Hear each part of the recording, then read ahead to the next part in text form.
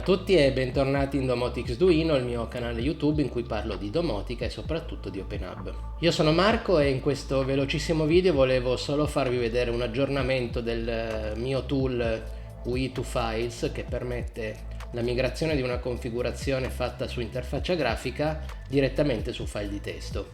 Ho fatto questo tool perché ho migrato ormai la mia versione di OpenHub dalla 4.1 alla 4.2 reinstallando tutto e passando appunto dalla configurazione tramite interfaccia grafica alla configurazione su file di testo, perché ritengo che quando si ha un numero elevato di oggetti sia un pochino più gestibile tramite file di testo, anche se è una cosa molto soggettiva. Passiamo quindi alla schermata del PC così vediamo un po' gli ultimi aggiornamenti di questo tool. Eccoci passati alla schermata PC, siamo sulla home page del mio GitHub personale, dove all'interno c'è il repository, perché è un software che ho reso pubblico, che si chiama OpenHub 4 UI to Files. Io l'ho utilizzato appunto, come ho già detto, per fare la mia migrazione e man mano che lo utilizzavo mi sono accorto di alcune mancanze che ho, quindi ogni volta che le incontravo ho cercato di sistemare per far sì che questo tool faccia il più possibile in automatico nella generazione dei file. Se andiamo a vedere gli ultimi commit,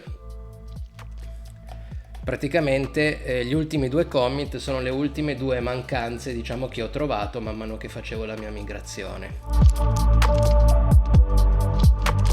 Una è quella che mi ero dimenticato di gestire le funzioni di aggregazione sui gruppi.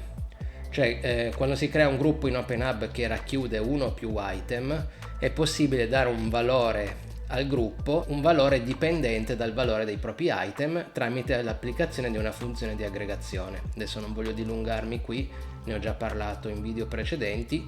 Comunque fondamentalmente io ho tantissimi gruppi che aggregano il valore degli item che contengono, ad esempio il gruppo del consumo dell'energia che ha al suo interno gli item del consumo dell'energia dei singoli piani. Quindi questo gruppo ha come funzione di aggregazione la somma degli item che contiene. In questo modo io posso avere il consumo totale di casa sommando i consumi dei tre piani. Andiamo a vedere un esempio di generazione del file che ho appunto generato io sul mio sistema per farvi vedere che cosa ho dovuto aggiungere come funzione di aggregazione nei gruppi.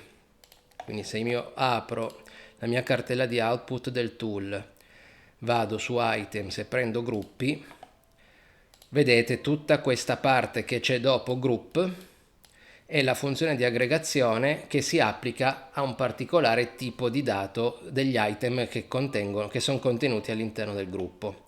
Ovviamente questa cosa ha senso solo se gli item all'interno del gruppo sono tutti dello stesso tipo, altrimenti non si può ad esempio applicare una funzione di aggregazione come media se poi all'interno del gruppo c'è un item di tipo stringa.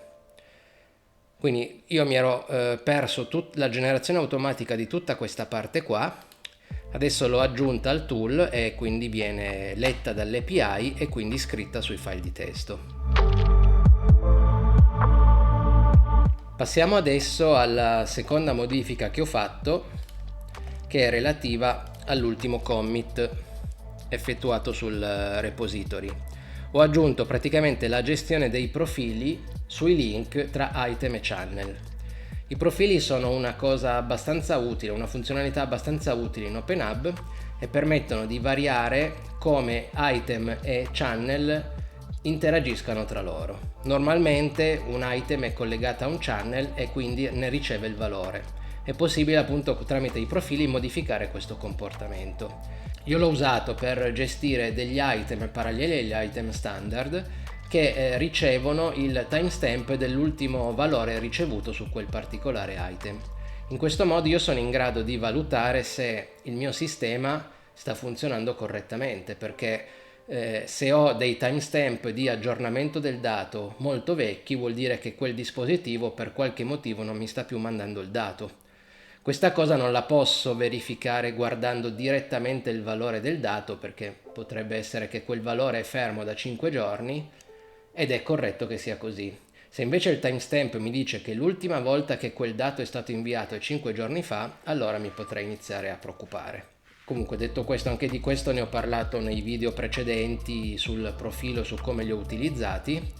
In questo caso qua io mi ero dimenticato di gestire appunto nella creazione del link tra canale e item anche l'eventuale profilo abilitato a quel link, e quindi sono andato ad aggiungere nel mio tool questa gestione. Andiamo a vedere un esempio.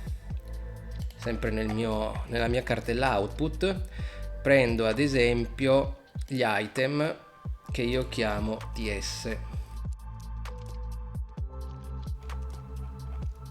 Eccoli qua. Ad esempio questo qua, bagno temperatura TS. Questo qui è un item che è collegato al canale che mi invia il dato di temperatura del bagno, ma non ottiene il dato di temperatura perché quello lo ottiene un altro item, ma ottiene il timestamp come update. Quindi tutte le volte che viene il dispositivo che invia il dato di temperatura del bagno invia il dato su MQTT, in automatico questo item si aggiorna con quel timestamp. In questo modo io posso vedere quando è stata l'ultima volta che quel particolare dato è stato inviato dal sensore ad OpenHub. Quindi la particolarità di questa configurazione è che dopo il canale, che è lo stesso canale che ha l'item che contiene il valore reale, si aggiunge il profile, e come tipo di profilo in questo caso ho usato il timestamp update. Come tipi di profilo ce ne sono tanti, bisogna andare a vedere sulla documentazione cosa si può fare, e in base al tipo di profilo che si vuole applicare bisogna definire l'item di un certo tipo. In questo caso un datetime perché questo item riceve un timestamp. Bene, mi posso fermare qui per questo video. Abbiamo visto quindi gli aggiornamenti sul mio tool UI2Files, che permette appunto la migrazione della configurazione da interfaccia grafica a file di testo. E in teoria il tool è disponibile pubblicamente sul mio GitHub personale, vi lascio il link nella descrizione del video. Se qualcuno lo volesse provare, volesse segnalare anche delle anomalie, delle mancanze e tutto, è comunque un tool in continua evoluzione, perché ovviamente io mi sono basato sulla mia configurazione e su quello che serviva per la mia migrazione. Può essere che alcune cose che io non ho mai gestito ovviamente col tool non funzionino, però se qualcuno me le segnala provo a vedere se riesco a fare qualcosa. Detto questo, vi ringrazio se siete arrivati fino al fondo di questo video, e per chi vorrà ci vediamo al prossimo video. Ciao a tutti!